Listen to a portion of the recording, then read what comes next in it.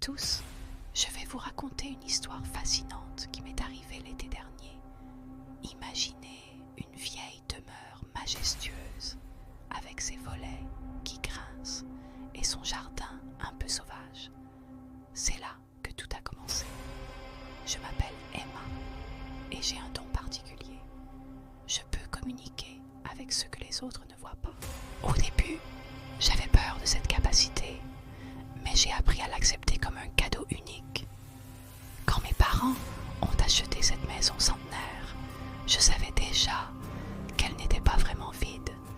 Dès le premier soir, j'ai rencontré Marie, une petite fille en robe blanche des années 1920, qui jouait dans le grenier avec sa collection de poupées anciennes.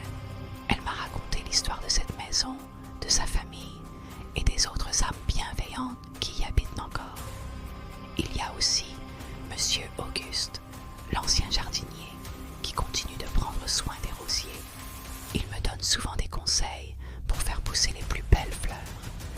Et puis Madame Élise, qui fut une pianiste talentueuse.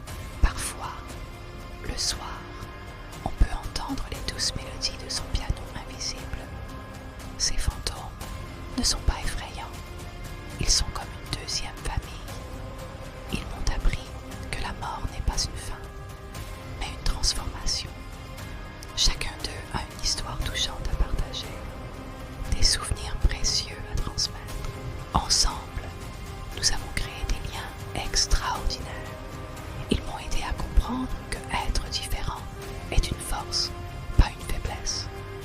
Grâce à eux, j'ai appris à voir la beauté dans l'invisible et à apprécier chaque instant de la vie.